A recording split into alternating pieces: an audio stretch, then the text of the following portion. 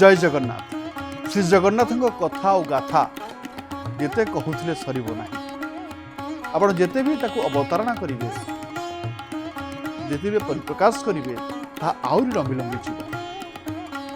तेरे ये सब भितर आज आम जाना पतितपावन बाना संपर्क जगन्नाथ मंदिर में कहीं प्रतिदिन बदले पतितपावन बाना और पतितपावन बानार कौन महत्व रही जदिओ विस्तृत भाव आम जापर ना तथापि सम्यक जाना ये पतितपावन बानार कौन रही महात्म्य। जगन्नाथ मंदिर भारतर चारिधाम रही तीर्थस्थल रही भर गोटे श्रेष्ठ बोली कहुए जार हिंदू धर्म में बहुत महत्व रही। मंदिर सहित जड़ित अनेक रहस्य रही। जगन्नाथ पुरी मंदिर केवल एक धार्मिक स्थल नुहे बरं यह भारतर समृद्ध सांस्कृतिक एवं ऐतिहासिक ऐतिह्यर प्रतीक। यदि आम स्थूल दृष्टि देखा खंडे त्रिकोणाकार नाली किंबा हलदिया रंगर कपड़ाटीए पतितपावन बाना किंतु तार नाम हूँ ध्वजा नेत पताका बाना मझिरे चंद्रबिंदु थिबा चिन्हटी रही दुई धारार शेष बिंदु एक फूल लगी से कपड़ार लंब हो पारे 4 हाथ बा 14 हाथ अथवा 112 हाथ। कोसे दूर दर्शन कले मनरे दिव्य भाव जागी उठे और 2 हाथ आपणा छाई उठी जाए। से होचंती श्रीमंदिर चूड़ारे नीलचक्र उपरे निरंतर फरफर हो उड़ुवा पतितपावन बाना। उपरे पतितपावन बाना दक्षिण दिगु आसुवा समुद्र पवन में सर्पिल गति उड़ी महाप्रभु स्तुतिगान करे चलमान संसार स्थिति जाहिर करे और भक्त मान मन में विभु प्रेम अफुरंत फुलक भरी दिए यही पतितपावन बाना। नीलचक्र स्थिरतार प्रतीक बाना हूँ सक्रियतार निदर्शन। ये अनुमान करंतु ये पतितपावन बाना केते महत्व रखे। आपण जदि जाउछन्ती पुरी जाउछन्ती प्रथमे आपण को पतितपावन बाना दर्शन देवे आ पतितपावन बाना को देखि नीलचक्र को देखिदेले आपणकर अधा पुरी आसीबा अधा जगन्नाथ दर्शन करिबा संपन्न बोली मधु कहा जाए। माने रत्न सिंहासन रे चतुर्धा मूर्ति को दर्शन करिबा पई सब बेले समस्त को सुजोग मिले नाही। जेमने दर्शन को वंचित होती से सिंहद्वारा गुमुटरे पूजित पतितपावन चित्र विग्रह श्रीमंदिर शिखर नीलचक्र सहित दिव्य ध्वजार दर्शन में संतुष्ट होती। अर्थ प्रवेश पड़ू पतितपावन दर्शन करवा नीलचक्र को दर्शन करवा तापर पतितपावन बाना को दर्शन करवा यदि आप से दर्शन कर दौरान ताहले आपणकर पुरी आसवा श्रम सार्थक होगला जीवन धन्य होगला किसी लोग कहते। आउ अनेक तो पुरी मंदिर को जाई पारंतु नहीं जहाँ प्रावधान रही कटकणा रही से दृष्टि से पतितपावन दर्शन नीलचक्र दर्शन और पतितपावन बाना को दर्शन होची सबुठ बड़ पुण्य। पुरी को आसुवा यात्री माने बहुत दूर श्रीमंदिर चूड़ा दर्शन कर दंडवत होती नमस्कार होती और से क्षेत्र प्रवेश आरंभ हुए। श्रीमंदिर नीतिकांति सहित नीलचक्र तथा पतितपावन बाना संपर्क रही। बाना पवन रे चिरी गले कि उड़ी गले श्रीमंदिर में महाप्रभुंर भोग पूजा हो पारे नहीं। बाना बिना नीलचक्र एवं श्रीमंदिर सामयिक भाव श्रीहीन बोली कहा जाए। सबू नीतिकांति अटकी रहे पुणी नुआ बाना लगे नुआ बाना लगे पर्यंत अटक रही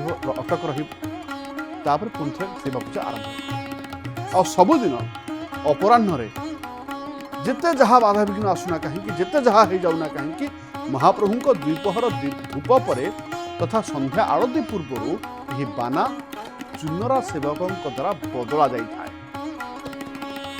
श्रीमंदिर चूड़ारे लगुवा बाना साधारणतः नाली हलदिया बा धड़ा रंगर होता है। मझिरे चंद्रबिंदु चिन्ह रही आगे एक फूल लगी था जहाँ आगुरी आम आपको कहूलु 112 हाथ लंब पादुक शोषा बाना सबुठारु दीर्घ लंबा। यह नीलचक्र उपरू पाट अगुणारे थिबा पादुक कुंड जाए लंबी थाए। शेषरे थिबा फूलटी को पादुक कुंड रे बुड़े जजमान संकल्प करिथांती। बाना बांधिबार कायदा स्वतंत्र रही। କିନ୍ତୁ ଏବେ ଏହି ବାନା ପ୍ରାୟତଃ ବନ୍ଧା ଯାଉନାହିଁ। ବାନାର ଲମ୍ବ ପର୍ଯ୍ୟାୟକ୍ରମେ କମି କମି ଗଲାଣି। ଏବେ ସର୍ବାଧିକ 14 ହାତ ଲମ୍ବ ବାନା ବନ୍ଧା ଯାଉଛି। ଏହି ବାନା ଏହି ବାନା ବାନ୍ଧିବା କଥା କୁହାଯାଏ ବା ବାନା ବନ୍ଧା ସେବା ଏକ ସାହସ ସର୍ବସ୍ୱ କଥା କୁହାଯାଏ, ସମର୍ପିତ ସେବା ବୋଲି ମଧ୍ୟ କୁହାଯାଏ। ଅଣ୍ଟାରେ ବାନାର ବୁଜୁଳା ବାନ୍ଧି ମନ୍ଦିର ବାଡ଼ରେ ପିଠି ଲଗାଇ ନୀଳଚକ୍ର ଉପରେ ଥିବା 14 ହାତ ଲମ୍ବର ବାଉଁଶରେ ଅତ୍ୟନ୍ତ ସତର୍କତାର ସହିତ ମହାପ୍ରଭୁଙ୍କୁ ସ୍ମରଣ କରି ଏହି ସେବା କରାଯାଏ। ତେଣୁ ଏହି ସେବାର କୌଣସି ବିକଳ୍ପ ନାହିଁ। ମହାପ୍ରଭୁଙ୍କ ଅପାର କରୁଣାରୁ କେବେ କୌଣସି ତ୍ରୁଟି ବିଚ୍ୟୁତି ମଧ୍ୟ ହୋଇନାହିଁ, ଅଘଟଣ ମଧ୍ୟ ଘଟିନାହିଁ, ନଜର ମଧ୍ୟ ନାହିଁ। ଆଉ ଯେଉଁ ସୁନ୍ଦର ସେବଙ୍କ ସହିତ କଥା ହୁଏ ସେମାନେ ବି କୁହନ୍ତି ଇଏ କେବଳ ମହାପ୍ରଭୁଙ୍କ ଲୀଳା, ମହାପ୍ରଭୁଙ୍କ ପାଇଁ ହିଁ ବା ମହାପ୍ରଭୁଙ୍କର ଆଶୀଷ ନେଇ ହିଁ ଆମେ ପ୍ରତିଦିନ ଯାଉ ବାନା ବାନ୍ଧୁ। ଆପଣ ଆଉ ଗୋଟେ କଥା ଦେଖିଥିବେ, ଯଦି ବାନା ବାନ୍ଧିବା ସମୟରେ ଆପଣ ଯଦି ଶ୍ରୀମନ୍ଦିର ବା ପୁରୀରେ ଅଛନ୍ତି, ଆପଣଙ୍କର ପଲକ ଆଉ କୁଆଡ଼େ ଯିବନି, ସିଧା ସେହି ଚୁନରା ସେବକଙ୍କ ଉପରେ ରହିବ। କେମିତି ବାନା ବାନ୍ଧିବାକୁ ଯାଉଛନ୍ତି ପୁରା ପ୍ରକ୍ରିୟାଟାକୁ ଆପଣଙ୍କୁ ଦେଖିବା ପାଇଁ ଇଚ୍ଛା ହେବ। ଆପଣ ତ ରହିଥିବେ।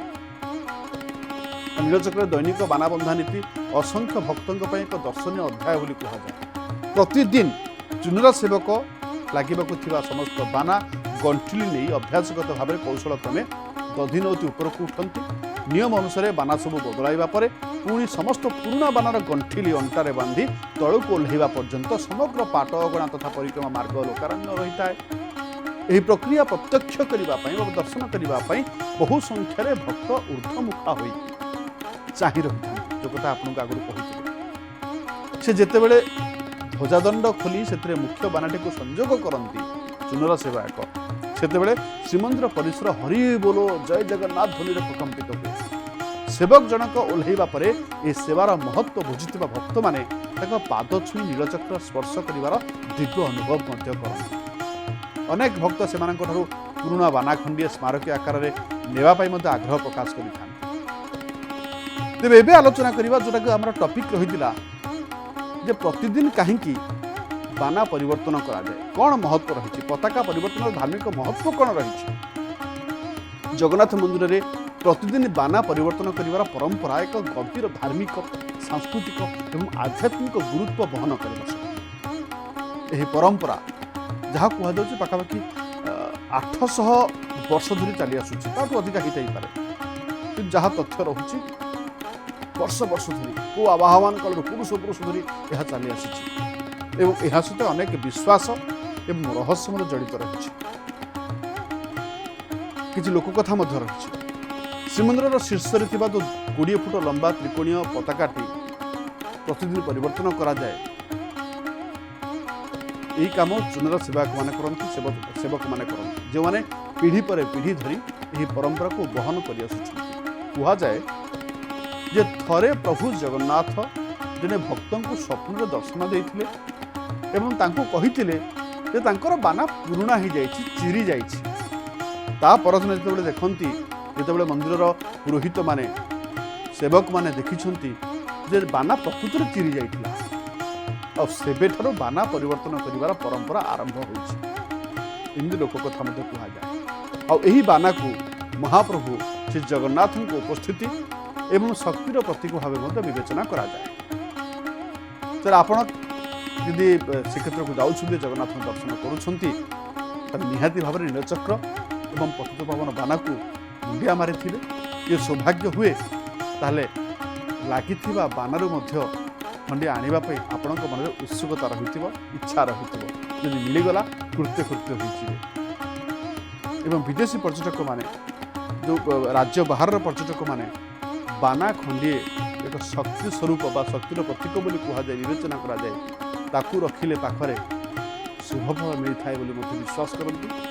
ସେଥିପାଇଁ ଚୁନରା ସେବକଙ୍କ ଠାରୁ ବାନା ଖଣ୍ଡି ନେବାକୁ ଆଗ୍ରହ ପ୍ରକାଶ କରନ୍ତି।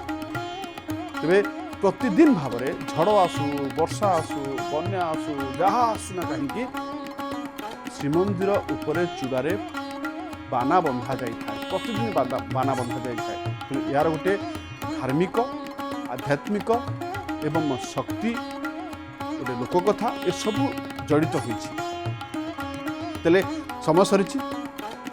ଆଜିର ଏହି ଆଲୋଚନାକୁ ଏଇଠି ରଖିବା। पुणी थे देखा आ गोटे भिडियो श्री जगन्नाथ आउ किसी कथा आउ गाथा सहित जय जगन्नाथ।